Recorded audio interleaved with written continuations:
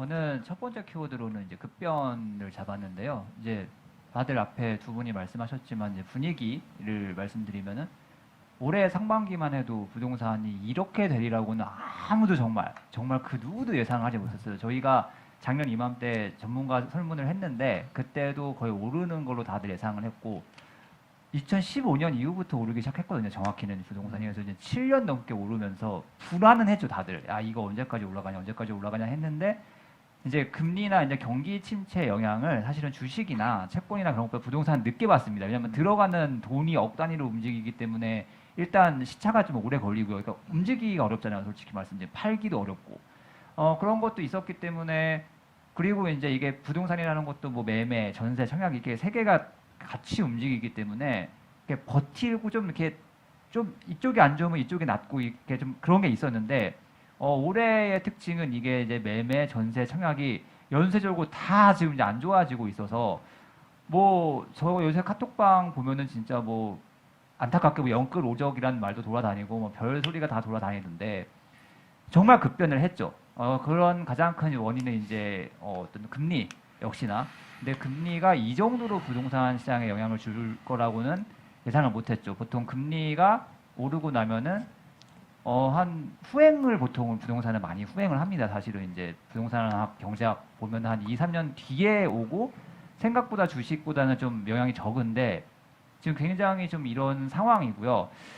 두 번째로 급변을 잡은 이유는 제가 이제 문재인 정부 시절에 국토부 출입을 이제 거의 3년, 4년을 했는데 그때 당시에 26개 대책이 다들 아실 거예요. 쭉 나왔거든요. 근데 와, 저희끼리도 국토부 출입하는 기자들도 야, 이게 풀리겠어? 풀리겠어? 라고 얘기를 했는데 이게 정말 윤석열 대통령 들어오고 나서도 이게 에이 설마 했는데 이게 진짜 8, 9월부터 줄줄이 풀리기 시작하는데 26개를 5년 동안 쌓은 게 단 4개월 만에 다 풀려버리더라고요, 지금. 그래서 이제 내년에 이제 발표를 일단 정부는 다 해놨고 내년에 쭉 바뀔 겁니다, 이제. 그렇기 때문에 일단 정말 시장이 급변하고 있고 정부의 대응도 정말 못지않게 지금 급박하게 지금 하고 있다. 그래서 급변을 잡았고요.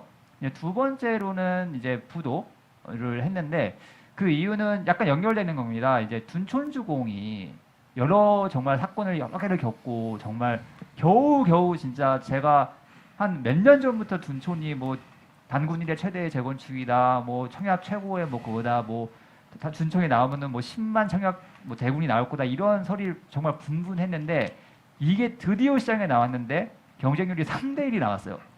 그러니까 이제 이거에 대해서도 이제 오가고 있죠. 좀 계약률이 얼마나 될 건지에 대해서는 하지만 대부분 망한 사람들은 아 이건 망한 거는 맞고 망한 거냐 폭망한 거냐 갖고 이제 사람들이 지금 이제 오가고 있는데 결국에는 둔촌이 이렇게 나와버리니까 그 앞부분에 레고랜드 PF 사태도 있었지만 분양시장이 너무 빠르게 정말 죽어버린 거예요. 그러니까 건설사들은 이제 PF를 일으켜서 돈을 빌려가지고 사업을 하고 분양대금을 일으켜가지고 그걸 갖고 돈을 버는 구조인데 분양이 이렇게 돼버리고 나니까 PF가 딱 돈줄이 막힌 거죠 지금. 그러니까 지금 얘기를 하는 게 뭐 내년 1월 둔촌 계약도 문제고 정말 이대로 가다 보면은 건설사들 중에 몇 개는 정말 넘어갈 수 있다라는 정말 불안감이 건설업체 다니는 제 아는 지인들이나 정말 그 건설업체 말고도 뭐 정말 그 부동산 PF를 했던 증권사라든가 정말 그 불안감이 굉장히 지금 큰 상황이거든요. 그래서 정말 지금 불안이 크고 정말 부도에 대한 공포가 있다. 이렇게 두 가지로 일단 정리를 할 수 있을 것 같아요. 지금 지방에서는 PF발 건설사 부도가 난 나오고 걸로 있죠, 지금 하는데 네. 이게 지금 지방에서부터 시작해서 지금 수도권으로 올 가능성이 있는지 그러면 더 떨어지는 거잖아요. 집값은. 그게 어떻게 보시는지. 일단은 그냥 실명을 얘기하기는 어려우니까 간단하게 말씀드리겠습니다. 아시는 분들은 아실 거예요. 둔촌주공이 1월 17일까지 계약을 맺으면은 1월 19일에 이제 빌린 돈을 갚게 돼 있어요. 근데 사람들 얘기가 이제 업계에서는 야 이게 계약이 지금 안 나올 걸로 예상되는데 이게 차환이 되겠느냐. 하게 이렇게 되면은 이제 건설사들이 그 돈을 직접 갚아야 돼요. 그러면 건설사들이 자체 자금을 막 넣는 거죠. 이런 식으로 근데 언제까지 넣을 수 있겠어요 이게.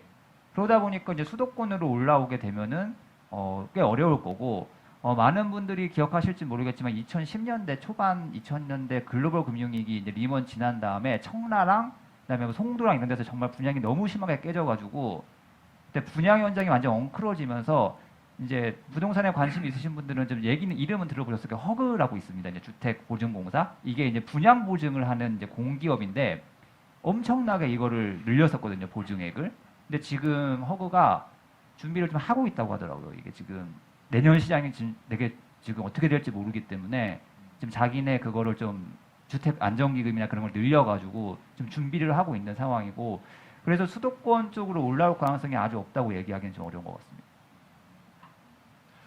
그러면 왜 이렇게 한 번에 이게 분위기가 이게 급변했는지 뭐 5년간 쌓은 26개의 대책 네, 이게 뭐 반년 만에 그냥 다 무너져 버렸는데 왜 제가 느끼기에는 보수 정권이 들어서면 네, 갑자기 막 그 집값이 너무 다 떨어져 버리고 그러다가 갑자기 지금 현재 야당이 정권을 잡으면 그냥 제가 느끼기에는 야당이 잡으면 집값이 쫙 올라가는 이게 너무 그건 이게 패턴이 그렇게 있는 것 많이 같은데 들여왔죠. 네, 네, 그 네. 지금 제가 볼 때 그러네요. 26개 대책을 다 풀어버린 거면 당연히 올라야 되는 게 아닌가라고 생각이 드는데 왜 이렇게 갑자기 이게 분위기가 이렇게 급변했는지 좀 궁금하긴 해요.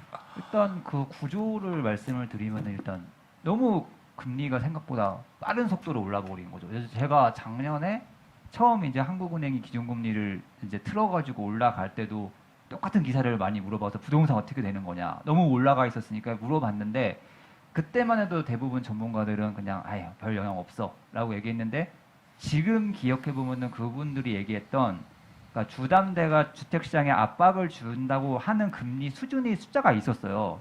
그분들이 5%를 얘기했어요. 주담대 평균 금리. 그러니까 기준금리 말고 내가 은행에서 땡기는 그 금리 5%를 얘기했는데 이게 올해 초만 해도 한 4%, 3% 후반에서 4% 초반 나오던 게 이번에 리볼빙 이번에 이제 신규로 받아보신 분도 아실 거예요. 6 후반 7이 나온 거예요, 이게 지금. 그러니까 이제 사람들이 이제 긴장을 하기 시작한 거죠. 근데 그럼 매매는 압박을 받는데 그럼 매매는 또 버텨요. 지금 제 주변 친구들 중에서 돈 많이 땡긴 친구들도 뭐 학원비 줄이고 생활비 줄여서 긴축한다라고 하는데 또 지금 이제 여기서 뭐가 문제가 생겼냐 이제 매매 시장이 전세 시장이 꺾이기 시작하면 이제 매매가 버티질 못하잖아요. 왜냐면 집주인이 그걸 전세 보증금을 돌려줘야 되는데 많은 분들이 간과하고 있던 게 전세 대출 금리, 전세 대출이 있었던 거죠. 전세 대출 금리가 올라가기 시작하니까 이 전세 세입자들이 야, 나 이렇게 많이 내야 되는데 나 월세 할래. 이렇게 되니까 이제 그 집주인들이 뭐 작년만 해도 뭐 보증금을 돌려줄 수 있을 거다 집주인들이 뭐 이렇게 얘기를 많이 했지만 막 5억, 6억이 한꺼번에 떨어지고 그리고 이게 공교롭게도 아까 그 야당 얘기하셨는데 민주당 얘기하셨는데 2020년 7월 달에 임대차법이 되면서 비정상적으로 한번 튀어 올랐던 가격이었던 거예요. 이게 겹치니까 와장창 지금 전세 가격이 빠지니까 지금 이제 지방부터 그러고 있고 이게 서울로 들어왔고 지금 강남권이 지금 거의 연말 들어오면서 정말 쑥대밭. 저도 뭐 개포동에 살고 있는 뭐 아는 그 형님이 있는데 정말 30평대 전세가 너무 많이 빠졌어요 지금. 그렇게 해서 전세가 빠지고 그러니까 매매가 같이 빠지고 이렇게 되니까 청약이 보통은 이제 매매가 대비 아 내가 이 얼마 정도 차익을 먹을 수 있을 거라고 예상하는 수요들이 있었는데 없어진 거죠. 안전마진이라고 하는 게. 그러니까 이제 청약이 또 빠지고. 그러니까 이게 차례들 쭉 빠지면서 이게 불과 몇 개월 만에 주르르 빠지게 되는 상황이니까 정말 이게 지금 생각보다 너무 빨리 진행이 돼서 그 분양대행이나 그쪽 건설업 하시는 분들은 당황스럽다는 얘기를 많이 하시더라고요 지금. 네. 네. 최근에 지금 언론 기사 보니까 동탄 쪽 네. 지금 경기 남부 쪽 네. 거기에 영끌 쪽들이 거기 다 이게 분포하고 있다고 하더라고요. 근데 거기가 지금 제일 낙폭이 엄청 크다고 지금 제가 들었거든요. 네. 그러면 그쪽은 지금 제일 궁금해하실 것 같거든요. 더 떨어질 건지 아니면 당분간 더 떨어질 건지 그래도 지금 유지할 건지 그래서 그거를 지금 제가 볼 때는 이거를 전세를 사시는 분들은 어떻게 보면 사야 되는 데인지 어떤 분들이면 지금 샀는데 이걸 던져야 되는지 또 왜냐하면 계속 압박이 들어오니까 그거는 좀 어떻게 생각하시는지 경기 남북부 쪽 경기 남부 쪽은 어떻게 생각하시는지 궁금합니다. 저는 일단 내년에는 지방이 일단 되게 중요하고요. 지방이 어떻게 되느냐도 되게 중요하고 그다음에 서울 쪽에서도 이제 되게 강남권이 되게 중요하다고 보거든요. 일단은 집값을 이제 전망하는 기관이 이제 한국에는 세 가지가 있습니다. 이제 건설산업용, 건사년, 건정연, 그다음에 주사년 세 개가 있는데 이 세 개가 일단 내년엔 다 안 좋다고 예상을 일단 했어요. 다 안 좋다, 무조건 안 좋다. 그리고 다 L자형을 예상을 했습니다. 이게 쭉 내려가다가 이제 어느 정도 저점되면 바닥을 깔 거고 V자형 반등을 예상한 데는 한 군데도 없었고 근데 또 이 세 군데가 일치한 거는 이게 이제 금리로 인한 급락이다라고 다 일치를 이제 했는데 의견이 약간 이게 이제 주택 가격이라는 거는 이제 수요와 공급이 같이 이게 움직인다고 봐야 되는데 금리는 완전히 수요 측 단위거든요. 근데 사실 그 올해 초만 해도 상승론자들이 올라간다고 주장했던 게 공급단이 버텨준다고 봤기 때문이에요, 사실은. 근데 이제 올해 문제는 입주 물량들이 내년에 좀 많이 들어온다. 그래서 지방 쪽에 입주 물량들이 쏟아지고 그렇기 때문에 좀 많이 위험하다라고 얘기를 많이 하고 있고요. 그래서 경기도 같은 경우도 경기도는 그래서 수도권은 지방보다는 입주 물량이 난 걸로 알고 있습니다. 왜냐면은 그동안 이제 문재인 정부가 하도 공급을 묶었기 때문에 이쪽은 못했는데 많이들 아시고 계시죠. 뭐 대전부터 시작해가지고 뭐 전남, 뭐 부산, 부산은 아니죠. 경남, 막 이런 데들 정말 작년 재작년에 돈 싸들고 가가지고 2억 3억짜리 주택 전세 끼고 껴가지고 사신 분들 뭐 30대 많은 걸로 알고 있는데 굉장히 지금 안 좋은 상황이다라고 알고 있고 광교나 이쪽에 계신 분들은 제일 주의해야 될 거는 서울에 이제 서울 입주 물량을 이제 그럼 봤더니 서울 입주 물량은 크게 문제는 없어요. 사실은 2만 가구대이기 때문에 서울이 한 4만 가구 정도 안팎이 나와야지 이제 적정 공급 수준이라고 보기 때문에 서울 전세 가격은 버틸 거라고 예상을 하는데 문제는 뭐냐? 지금 다른 사람들이 그렇게 뉴스에 많이 나오는 강남과 서초가 물량이 많다는 거거든요, 지금. 그러니까 여기는 좀 약간 떨어질 수 있고 괜히 그것 때문에 주변 지역도 같이 흔들릴 수 있는 가능성이 있기 때문에 일단 내년에는 서울 지역 전세 물량은 전세 가격 추이는 굉장히 조심해서 봐야 된다는 게 모든 전문가들의 공통 의견이고 그런데 거기가 의외로 기회가 될 수도 있다. 왜냐하면 정말 급락해가지고 공포가 시작되면서 내려가면은 그때가 또 바닥일 수도 있다는 거는 많이들 이제 동의하는 부분이니까요. 일단 저는 광교 쪽에 계신 분들이라면은 저는 일단 뭐 대출을 갚을 수 있을 정도의 여력이 된다면 사실 수도권은 뭐 대부분의 뭐 교수님들 얘기하시더라고요. 우리나라 수도권들은 장기적으로 보면은 올라갈 수밖에 없다. 왜냐하면은 이게 못 올라가면 우리나라 망하는 거다 이게 뭐 지방이랑은 다르기 때문에 그렇기 때문에 일단 버틸 수 있는데 만약에 내가 진짜 못 버티겠다 막 너무 인생이 미저러블해지고 막 이런다 그렇다면은 그때는 좀 다시 다시 이렇게 구조를 다시 만들어야 된다고 할까요? 그런 거가 좋을 것 같고 무주택자들 같은 경우에는 청약이 어쨌든 이제 줄줄이 나올 거거든요. 그런 거를 잘 누려보시는 게 정말 부동산의 비관론이 너무 팽배해 있는데 어떤 분들은 그런 얘기 하시더라고요. 아무것도 안 하는 게 투자라는 얘기도 하던데 그렇게 아무것도 안 하다가 2년 지나고 나면 손 빠르는 경우들이 많이 생기더라고요. 그래서 아무것도 안 하더라도 시장은 계속 매의 눈으로 쳐다보시는 게 좋겠다라고 저는 생각을 하고 있습니다. 네, 알겠습니다.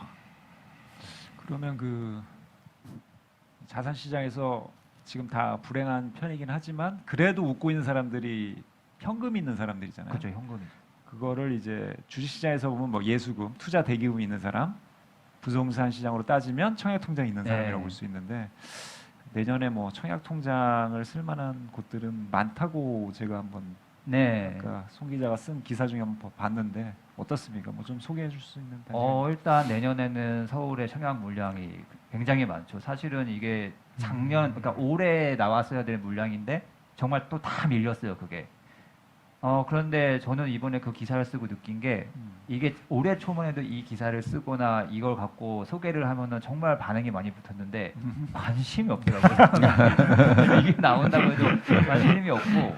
근데 일단은 당장 꼽아봐도 일단 강남권에 청담 삼익이라고 그죠? 청담 역세권에서 한강 보고 있는 그 있거든요. 그거 있고 그다음에 반포에 메이플자이라고 반포자이 위쪽에 있는 3,000가구짜리 대단지 있거든요. 그거 있고 레미안 원펜타스라고 아리파과 원베일리랑 그 사이에 껴있는 소단지긴 한데 신반포역 바로 그 나가면 있는 그 단지가 있고, 그 다음에 저도 기사 쓰고 나서 이거는 또 막 그 또 아파트들이 제보가 들어오는데, 서초동에 신동아 아파트라고 있어요. 그 강남역 그 삼성 진촌에 있는 맞아. 그쪽 주변은 다 재건축됐는데 얘네만 남았는데 얘네가 있고, 방배동 쪽에 5구역, 6구역이 있고, 그 다음에 일단 강남권은 그 정도고, 뭐 누군가 저한테 또 물어보시더라고요. 왜 잠실 진주 얘기 안 하셨냐. 그래가지고 잠실 진주는 잠실은 땅 파면은 문화재가 나오기 때문에 문화재가 나오는 순간 일단 모두 중지되는데 문화재가 나왔어요 실제로 지금. 그래가지고 지금 약간 중단된 상황인데 거기도 언젠간 나올 거고요. 근데 내년일지 몰라서 기사를 안 썼거든요. 그 다음에 이제 강북으로 치면은 이문동, 뭐 외대 앞이기 때문에 뭐 외대 앞 옛날 생각하는 사람들은 막 거기 뭐 연탄 떼고 진짜 뭐 안 좋았다라고 그러니까 기억을 많이 하고 계시지만 거기 정말 싹 바뀌더라고요 정말. 이문동 있고, 그다음에 은평구 연신내 쪽에 대조구역 있고, 그다음에 서대문이란 동작 쪽에도 물량이 많이 나오더라고요. 근데 일단 서울에서 그 정도가 나오고, 그다음에 광명 뉴타운 쪽에서도 물량이 많아요. 봤더니. 그래서 물론 이 분양 물량이 올해 제가 지금 말씀드린 물량 중에 80%는 다 올해 나온다고 했던 물량이기 때문에 내년에 나온다고 나올지도. 보장은 할 수 없지만 그래도 나올 것 같다고 사람들이 예상하는 게 지금 금융 비용이 늘어나고 있기 때문에 빨리 땡겨야 돼. 조합들 입장에서는 정말 상황이 안 좋아도 나가야 된다고 아, 생각을 하고 있고, 둔촌이 그 케이스였다 지금. 둔촌이 올해. 예. 둔촌 다들 그랬고 왜 지금 나오냐. 왜냐면은 청약 가점제 다 바뀌고 이제 1주택자들도 조금만 기다리면은 추첨할 수 있게 만들어주기 때문에 인기를 끌려면은 한 달, 두 달 기다리고 나오는 게 맞았는데 얘네 나오더라고요. 그러니까 그만큼 돈이 급했다는 얘기거든요. 그러니까 내년에는 아마 나올 거고, 그래서 이제 서울에 약간 돈 들고 계신 분, 그 다음에 이제 1주택자 중에 내가 지금 이제 좀 대출 접고 좀 갈아타기 좀 생각하고 계신 분들, 이런 분들이 상당히 노리고 있어서 아마 청약은 굉장히 경쟁률이 정말 왔다 갔다 할 거라는 예상이 되게 많더라고요 지금. 그러면 지금 내년에 나오면 입주는 언제? 한 2, 3년 후에 하나요? 2, 3년. 안돼 뭐 예를 들어가지고 애매한 그 신마포 15차 원펜타스나 이런 데들은 후분양이기 때문에 아마 2024년에 바로 될 거고요. 지금 한 60% 공정 들어 나갔거든요. 그치, 후분양이니까. 그리고 선분양하는 데들은 보통 이제 분양되면 3년 정도 하니까 2025, 6년 경에 아마 입주를 하지 않을까라고 예상을 하고 있습니다.